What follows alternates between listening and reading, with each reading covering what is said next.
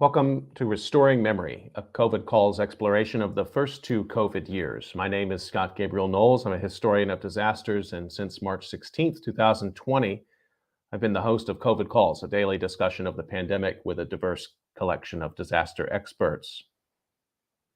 This is part four, a pandemic of racism. I'd like to start by reading what I think is one of the most important documents of the COVID era.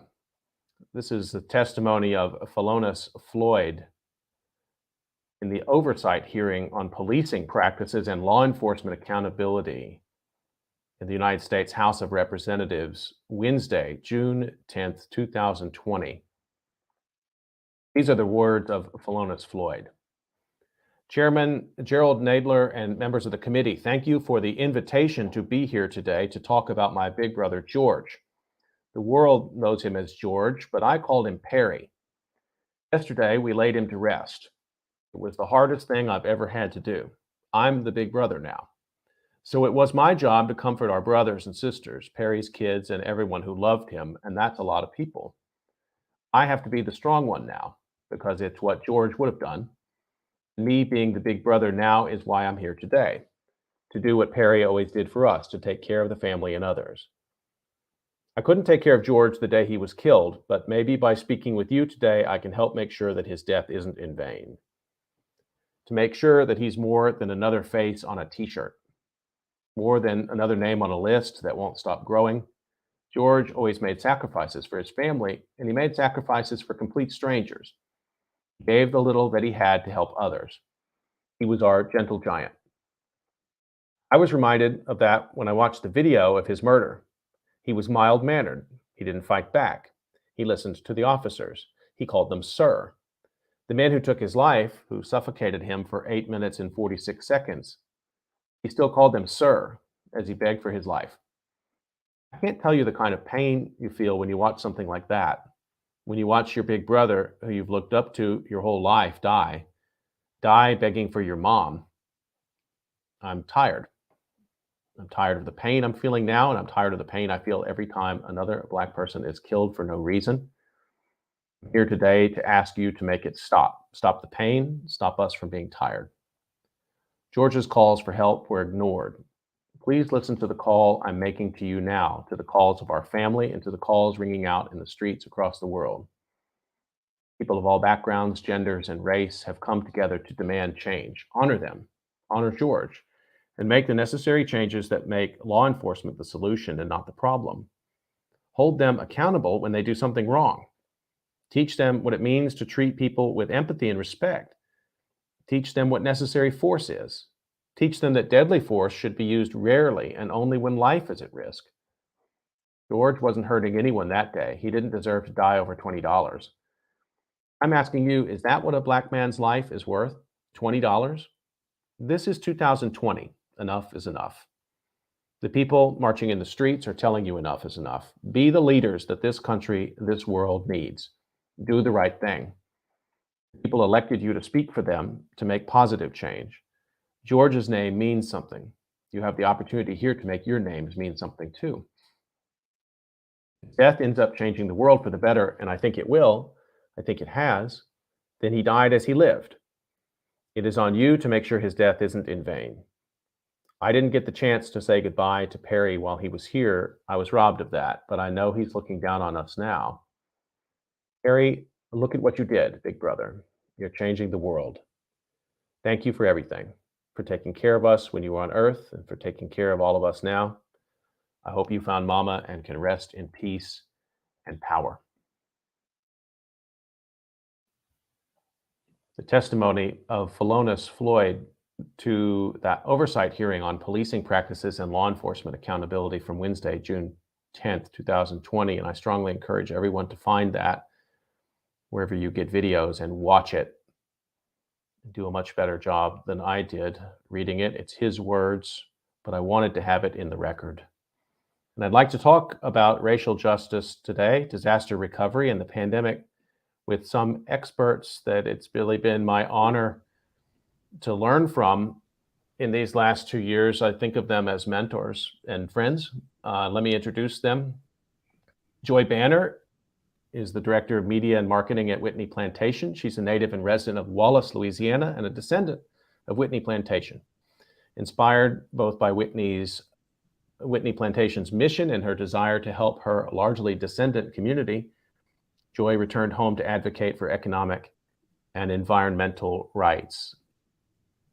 Felicia Henry is a licensed social worker and a PhD student in the Department of Sociology and Criminal Justice at the University of Delaware, where she's also a Bill Anderson Fund Fellow. And Monica Sanders is the managing director of the Georgetown University Environmental Justice Program. She's the founder of the Undivide Project, an organization dedicated to addressing the legal and policy changes needed to address the intersections between digital and climate equity. She also teaches law, policy, and practice in disasters and complex emergencies at the Georgetown Law Center. Joy Banner, Felicia Henry, Monica Sanders, it's really nice to see the three of you again. Thank you. It's nice to see you too.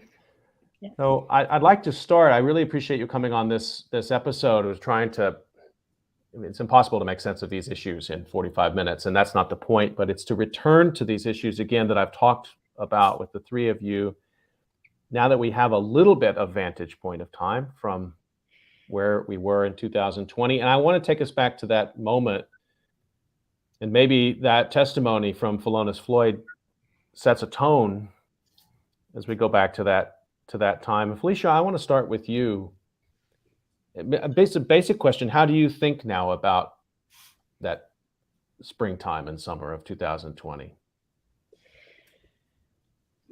That's a great question. So first, I want to just say thank you for having me back, having us back one more time or multiple times. It has been truly an honor just to be here and just to be able to be a part of the history that this is. And so just thank you so much for that. Just want to echo that and make that clear. As far as answering the question, I think that when we were in the summer of 2020, a lot of people had hope. A lot of people had kind of that fire under them and was ready to go and ready to fight for racial justice, ready to do all the things. And we saw institutions responding. Everyone had all of a sudden popping up diversity and inclusion, working groups or racial justice fellows, or everyone had the Black background with the white text saying that Black Lives Matter, et cetera, et cetera. And I think to some, right, so I don't want to dismiss the progress and the strides that have been made. I think to some, a lot of people thought that would totally win the fight against racism and really achieve racial justice. And what we've seen in the last 2 years is that to achieve racial justice, we really need to go back to the founding of this country. And we need to really recognize that racism is not going anywhere because this country was built on it. And so I think that while that might seem sad or pessimistic, I think in many ways it can be optimistic when we recognize that in order for us to really achieve what we want to achieve, we have to go back, we have to call it by its name, and we have to be honest about what it is. A diversity, inclusion, and equity working group will not get us there. A racial justice fellow for 9 months is not going to get us there, especially when they're in, an institution, academic or otherwise, that the board is still white, the board is still not supportive, right? Climates where they will not actually succeed, or they will hit a lot of walls because it's not designed for them to push through. And so I just think that, while there has been progress and while we have seen kind of this return and this fire to achieve these things, we've also seen lots of pushback. We've seen pushback in elections. We've seen pushback in what we understand to be recovery. We see pushback in the criminal justice system, right? In so many ways, we saw populations shrink, and now they are even above pre-pandemic levels. So you're starting to see a lot of the response, and I think it's our responsibility not to just look back at 2020 and say that was a good year, but to really say what was happening when I even listened to that testimony just now, what was he calling for that we still have not responded to 2 years later? Thank you for that, Felicia. Joy, let me bring you in if you want to comment on anything Felicia said there or add anything, please. No, yeah, I think, just like Felicia said, we went through this moment where it didn't feel like, the same America, because we were actually saying the word black. We were actually saying race, and now I think that we say the words, and we say it more often. But there was that pushback. And I so for me, one of the books that I read was Stamped from the Beginning.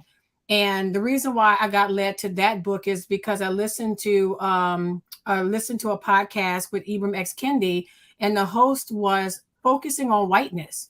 And it was like, you can't, and without, I know that may sound like, okay, maybe he's centering whiteness, and that's not what you necessarily want. But no, it was, why are we trying to solve our problems with race by examining Black people, when is the idea of race, is the idea of whiteness, that is the real problem. And so that has kind of led me, to a journey where I'm investigating. I'm even stretching my reading, and I've done, like, I've even, I'm able to, not able, but I'm concentrating more on, like, the institution of slavery, for example, and how when people come and visit Whitney, which is a museum of slavery, and they obviously think it's about, oh, these people were so racist. And it's like, nah, I know where, like, this is a very racialized system, but they're not doing this because there is a hatred of Black people. This is about economics. This is about, domination. This is about exploitation. Of course, it's racialized. I don't want to diminish, and diminish that fact. But I think that by really, what it did for me was expose how much we don't know about that part of our history, like you were saying, and how much of it, even when we perceive that we're on the right side of it, how much of it is still, like, linked to the mythology of the plantation world, right? And even you're fighting against a myth. And so I think when you can rise and really, lift above that and focus on really what were the things that created this country, what were the foundations, and you were working with the system that didn't mind who it was going to eat up, and there were things that lined up to where, not things, it was the exploitation of Africans that, made it so it was this group. But it does not mean that we as Americans, no matter, your group, that you are not facing those same issues. So I think that for many people, I would say that, whether we want to be or not, Black people are the canary in the coal mines. When we say something is wrong, it would be best for you to listen. Ultimately, we are going to be the ones that save that save so many others. And it's known that, it's known that that's the case, and that's why our voices are so erased and so diminished, because we really do hold power. And there is a fear of what we can accomplish if we all got together and just worked for justice and worked for rights and just left the idea of race, alone. So yeah, that's kind of where, like, what I remember coming out of 2020 the most for me. Monica, is it possible for you to climb back into your mindset of the summer of 2020? I mean, in COVID time, that's about 2 decades ago, but what was on your mind at that time? And we talked around then too on COVID calls. We did. And I was frequently around Felicia at that time. And I remember the fatigue, and that has come and gone and come again. I felt it this morning when I read an article about Black Americans not feeling hopeful about police reform. To make a clear link between summer of 2020, the testimony you just read, and the question that you've asked. And I wanted to be hopeful in summer of 2020, but it was in the midst of, being personally impacted by some of this extractive attempts at diversity making in institutions.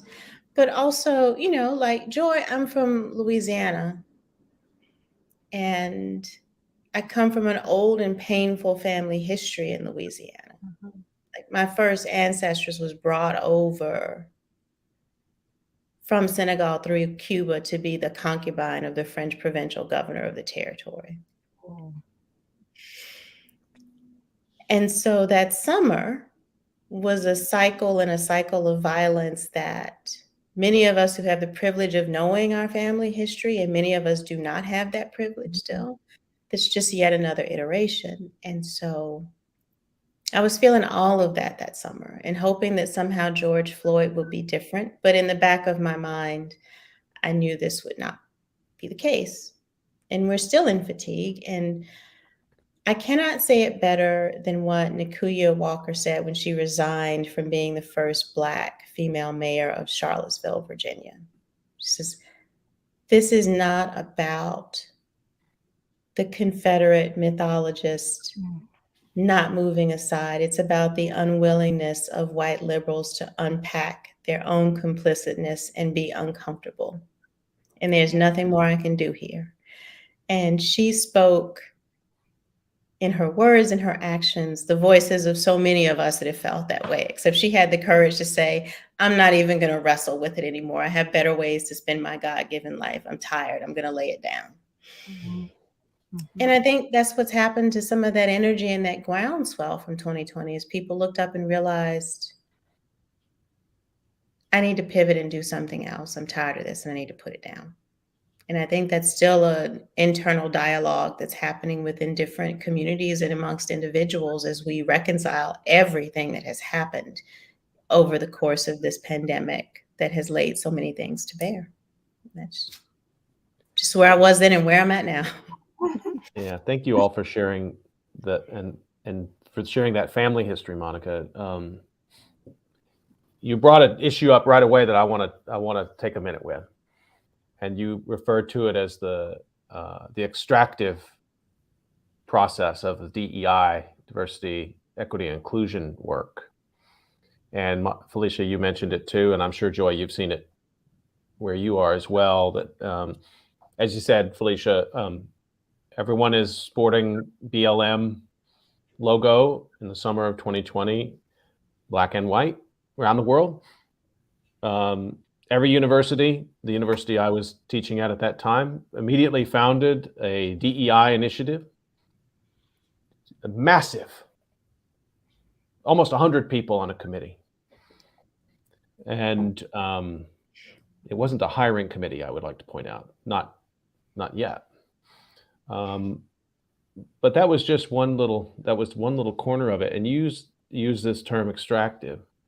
And I want you to say a little bit more about that if you would, because we do have some time has gone by. I guess those committees still exist. I don't know if they've put out their reports. I don't know if there have been academic assessments of the DEI work of the summer of 2020, but I'd like to know what you think about it.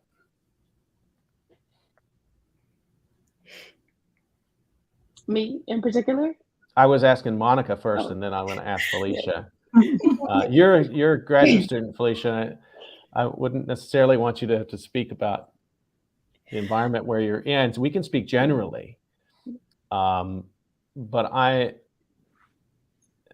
think, Monica, you raised some hard issues there, which is that when institutions want to show they care about something, particularly academic ones, they make a committee. Mm-hmm. They make a committee or they create a special role.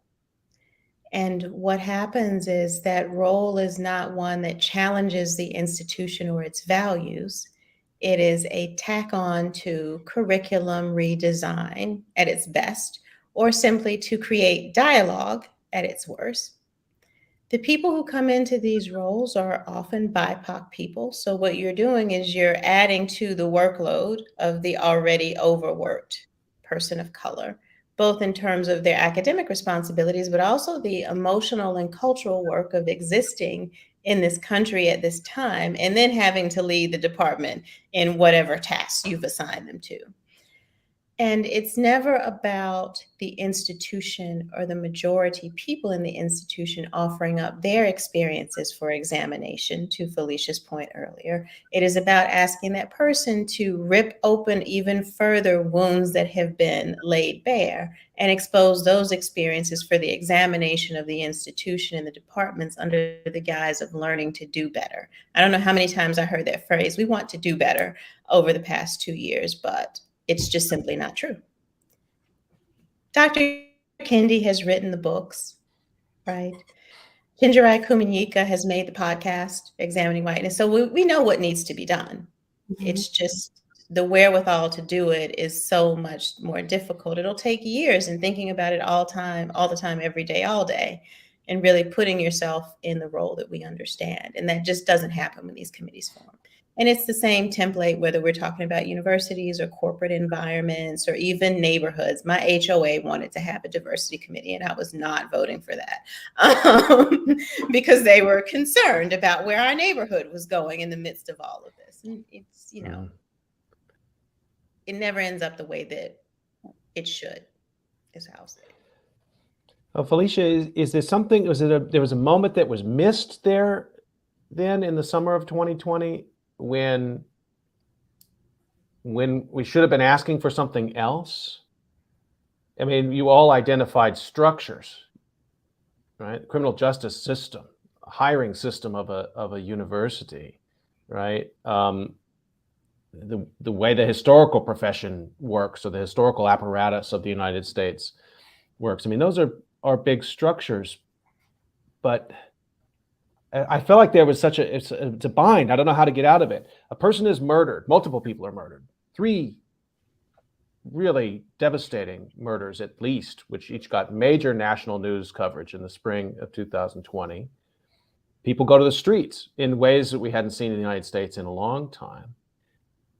And it's not that you wouldn't want people to do that, but I guess I'm searching still to see the connection between those actions and the other kind of actions that the 3 of you have been talking about, are the kinds of things that we need. I don't know how I don't know if they're just disconnected, or if it was the wrong approach. Could they have been connected in some more meaningful way? I think we have to sort this out to know how to do better next time. And I hate to use that phrase, next time, but I use it. Yeah. So I think the reality is a lot of times, and I think it's just the way that we're socialized to believe that it has to be an either or. I think what we saw in the streets in the summer of 2020, both in the United States and internationally, was important. And it was one strategy of many. And so I think that many times we look at the toolkit or the toolbox of change, of social movements or social change, and we say it has to be this, or it has to be this, or it can't be this, or this is not as meaningful. But when you think about some of the people who saw the outpouring of thousands and thousands and thousands of people in the streets, they were moved to do something. They were moved to say, wait a minute, we're in the midst of a global pandemic where people are literally dying by the minute, thousands and thousands of people. I would go in the midst of this crowd and I could potentially contract COVID and die from COVID. But this call for racial justice is so important to me that I'm still going to go out in the streets in the midst of thousands of people. And I think that is one of many things that needed to happen, and that still needs to happen when we think about this overall call for racial justice. I don't think that changing structures and then being in the streets are 2 different things, or that they're even opposed. I think that we can reconcile them by thinking of all of these actions on a spectrum.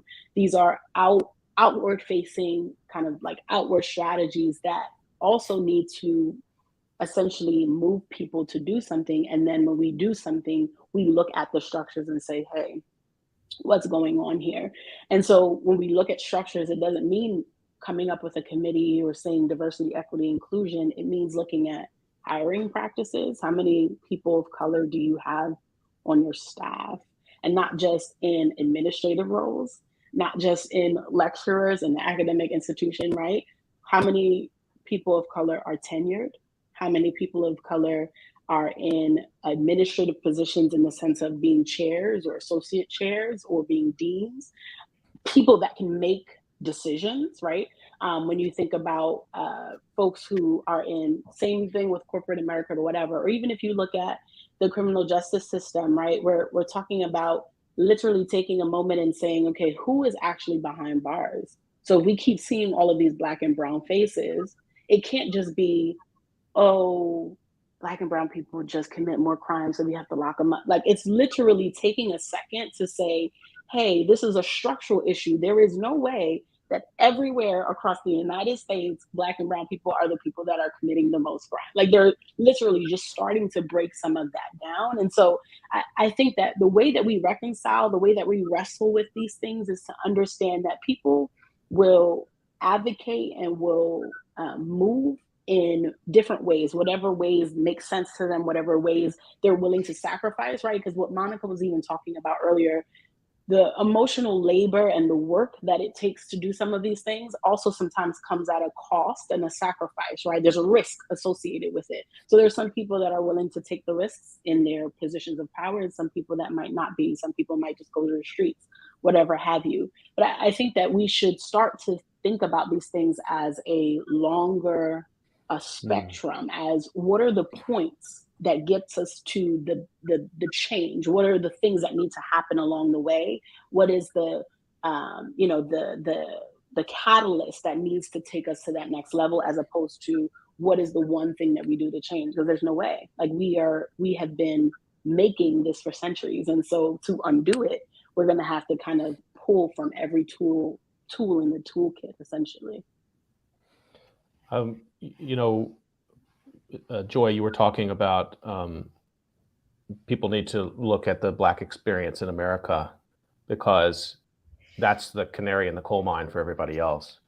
And I thought, and when people talked about justice for George Floyd, and this is kind of tying in what you were saying, Felicia. I mean, I think a lot of people meant the people who murdered George Floyd need to be brought to justice. Right. But there's second level of justice about that. Well, now let's talk about the system. And I think a lot of people were excellent, and you've talked about many of them, and I've had Rashawn Ray on COVID calls, excellent at speaking very clearly about justice in this instance and justice more broadly.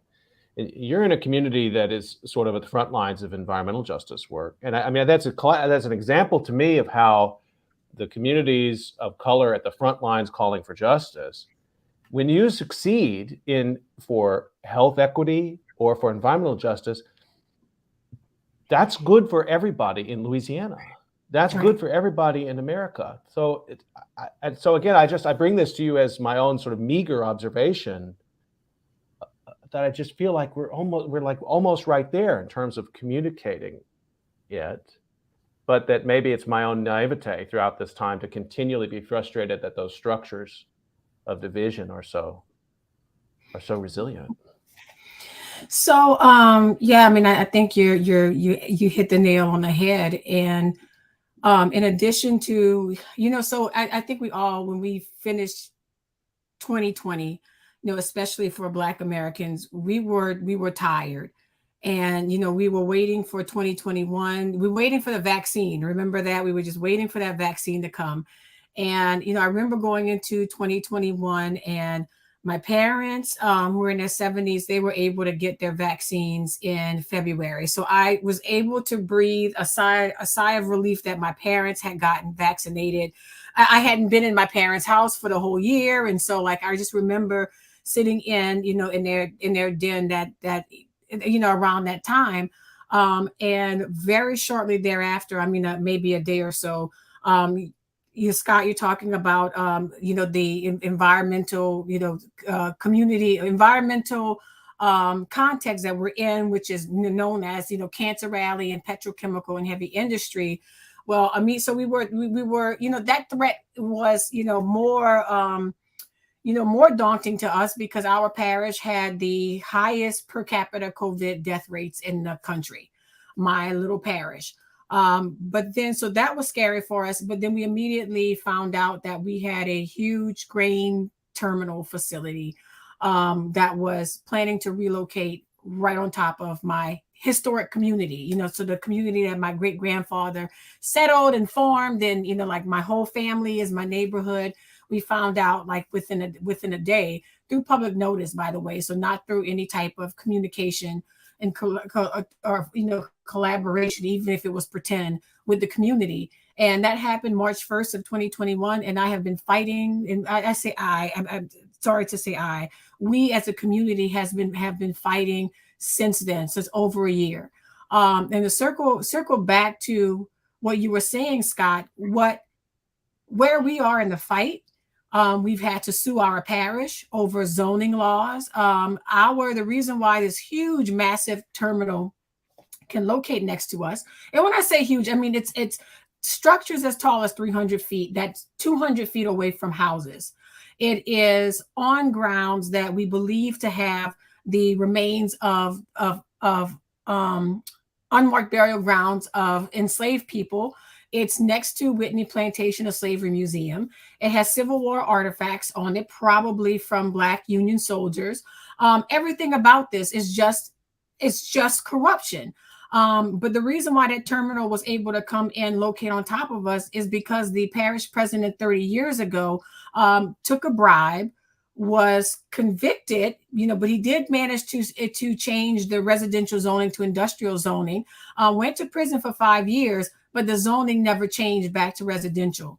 So along with the rest of the community, we have two teams of lawyers, one at Tulane Environmental Law Clinic to help us fight permitting, and the other is a lawsuit against the parish challenging the zoning and trying to overturn that zoning.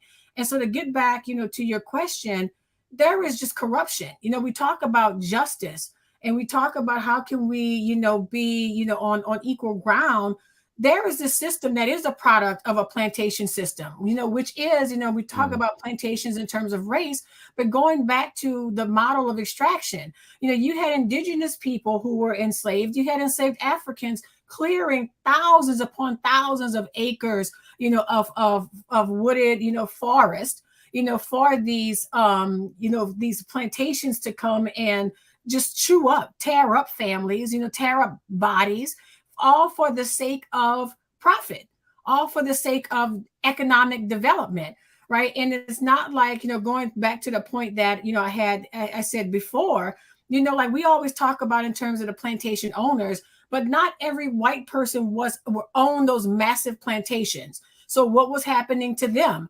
Right. And so you can see this exploitation across the board of everybody. In fact, in our mythology about, the Confederate South, they don't tell us about a lot of the white people who did not want to fight, for the Confederacy, who were actually, against secession and where there was momentum growing, pushing back against the slavery system. So, it all goes down to, the ways in which we rely on the system and people in power. And in my case, we've had we literally suing the parish. We're finding out the most unbelievable acts of injustice that are happening. And we might get it worst and first, but there's no such thing as black air and white air, even though it's concentrated around, black communities. They cannot force just black people to breathe the air and get the dust. And so I think that there just needs to be so much more education, and these tricks that people are using, like this fake backlash against critical race theory, when people don't even know what critical race theory, like your kindergartner is not learning critical race theory, it's just these how do we get past our psychological attachment and our identification, the needs, our self-esteem, our ego needs with this idea of whiteness, or the proximity of whiteness. How do we get over it? And maybe it's just like you were saying, Felicia, it's a process. And we just, as far as we need to go, should we appreciate how hard it is to make any movement that can we take hope in the little movement that we make? And so I don't know. That's when do we learn? When do we get it? That we're destroying ourselves over this imaginary construct, of race. Let me do a quick reminder that you're listening to COVID Calls, and this is the I'm welcoming you back to the Restoring Memory Project, the COVID Calls exploration of the first 2 COVID years. And I'm talking to Monica Sanders, Felicia Henry, and Joy Banner. I'd like to talk about the future. Actually, all three of you are quite brilliant at talking about past, future, and present in ways that are really productive. And I think you're all very good at keeping us focused on possible futures. But you have projects underway, all of you, that are really impressive and interesting. And I want to give a chance just to talk about that for a moment here. Monica, tell us about the Undivide project. BIPOC communities are on the front lines of digital divestment, just as they are on every other kind of divestment. And when we look at these maps that say communities that are not connected to the internet, there's just a black spot, and it tells you nothing else about who those people actually are. They're erased right along with their opportunity to participate in this increasingly digital society, right? Like we have some people that are on Web 3.0 doing NFTs, founding decentralized autonomous organizations, doing great activism work. And then you have people who haven't connected at all. And so this project is about learning who those communities really are, connecting them in a way that service is actually delivered to them. So it's not, here, you got the internet now, good luck, catch up with us. It's about addressing the vestiges of not knowing how to form businesses online, not knowing how to attend school online, not knowing how to activate online, alongside making sure that they're connected to the internet. So it's about undoing these divisions that these communities suffer from. So what's this year going to be like in terms of that work? So we're running 2 pilots. We are challenging the investment in a divested part of Washington, D.C.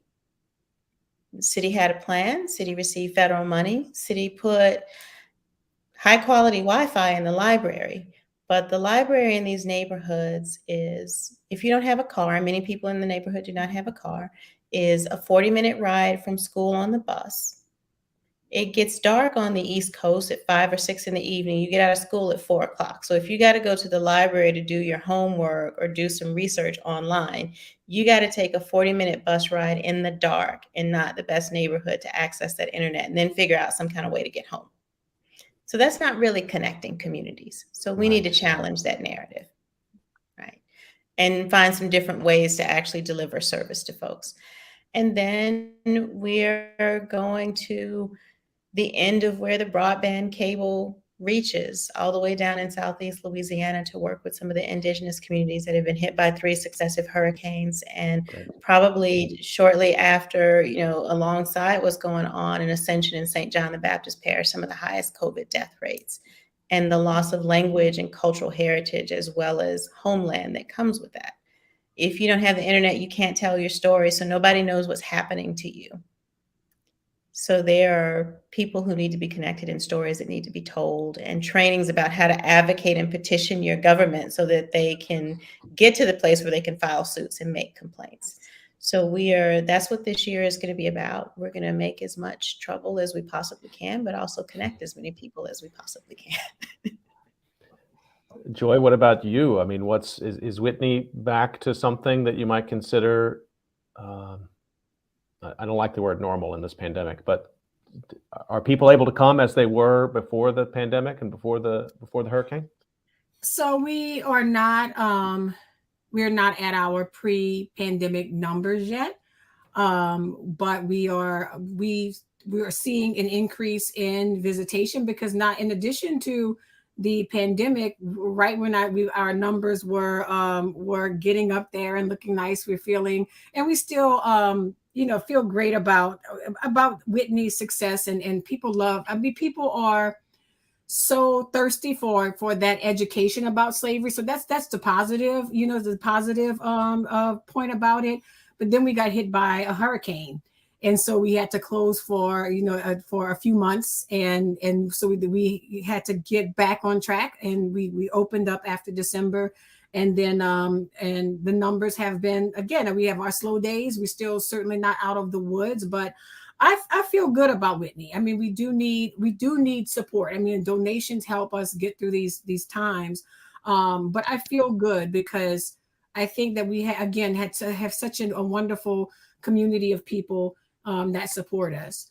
But for me, in addition to Whitney, me and my twin sister started our own nonprofit called the Descendants Project, because Whitney was not able to do all the work on its own. And, we're in a plantation tourism industry that elevated the experience of the enslavers and, did not, dedicate the adequate, the fact that these plantations should be centered on the enslaved people who built these spaces. And also for the descendant community who still live around these plantations, but don't get to be part of the economics of plantation tourism. And so their voices are not heard. And, public money goes to tourist commissions that, in particular ours that wants to keep that, slave owning mythology, that whole, like the whole grandeur of slave owning alive. So we created the Descendants Project to fight that narrative. It was in more so economic development, economic opportunities for descendants, but we have quickly become more centered in environmental justice. And we've just, again, alongside fighting the grain terminal, we've just been pushing really hard and have just been supported by, wonderful, environmental justice communities. And so definitely, like, Monica, please, I would love to connect with you, because I didn't know anything, I had a broader dream of our nonprofit. It was always about protecting encroachment of petrochemical and having alternatives besides petrochemical. And we thought heritage and tourism was the best way, except, you had this plantation narrative. But we've quickly become more centered around environmental justice and protection of land. And so we had to learn, on the fly, and got connected to wonderful communities that were able to help us, with lawsuits, with pushing back against permits. And we have not paid a dime for legal representation. And we have the Center for Constitutional Rights, and again, Tulane Environmental Law Clinic. And there's just wonderful, wonderful communities of supporters and foundations that love us and want to see us happy and healthy, and reach out and have given us the most wonderful notes and, just most encouraging words and support. So I'm encouraged that things have actually, there is a turning that's happening in the river parishes. I think that we are almost, it's still hard. It's going to still be a hard road ahead of us. But I really think that the work of the various environmental justice communities through Ascension, St. James, St. John, and even in St. Charles, that we are beginning to shift where people are considering, that these heavy industry petrochemical jobs, they're starting to see, the reality of what these jobs really mean for us. That it comes at, I don't call it a living wage, that we have a dying wage. There's a certain amount of money that we accept, or we are forced to, or we feel we have to accept. We know we're going to die. But, like, that's part of the wages. That's part of what you accept when you take these jobs. Felicia, you and I talked in the summer of 2020 lots of times, and I remember this. There is a publication in Philadelphia that at that time was already asking for articles to be written about the recovery from COVID. This is the summer of 2020. And I think when we talked about that first, we both were laughing in a sort of dark, the way you laugh in a pandemic, that, recovery. Right. But we did write about it. Yeah. And I want to just read one little bit from that. I learned a lot in writing about that with you. And we wrote here, a just recovery. So you introduced me to the idea of a just recovery. And you write, a just recovery will not return communities to pre-disaster norms of economic precarity, violence, and victimhood, environmental and health disparities. But the work will not be easy. It requires an honest accounting for the impacts of the disaster, pre-existing conditions of inequality that produced the worst conditions of the pandemic, and creative policies and mutual aid assistance to see us through to a possibly better Philadelphia for all Philadelphians. That was published in October of 2020. there's some hopefulness in that. And you talked about, how you felt about that summer looking back now, but I wonder how you're mobilizing that hopefulness, because there is a need for recovery. It's delayed a couple of years now, but those ideas are still true. Yes. Yes. I definitely think that hope is one of the things that we have to hold on to. I think it becomes incredibly difficult to do the kind of work that we're doing if we don't believe in it and don't believe that we can change some aspect of it. So I definitely still have hope for a just recovery, even in the midst of all of the craziness. But I mean, for me, a lot of my work now really centers around my research and then my kind of artistic work. So, research in the sense that I've been focusing on what some scholars call this idea of carceral citizenship, and looking particularly at Black women and understanding how the same kind of tropes, stereotype, controlling images, how all of those play throughout their just like regular lives, and what the impact of having a criminal record or being involved in the criminal justice system does for all of those things. And then putting on top of that a disaster, right? So understanding how do they navigate everyday life as Black women already in America? How do they navigate life with now this carceral citizenship? So being responsible in many ways for their own welfare while still being under social control, and then also navigating that in the midst of a disaster. And I think that that's going to be really powerful work, because again, kind of thinking about this canary in the coal mines, or really understanding, when you understand the folks that are really pushed to the outermost of the margins, you start to be able to create more equitable policies, more equitable responses to what's going on, both from a disaster lens and also from a criminal legal lens.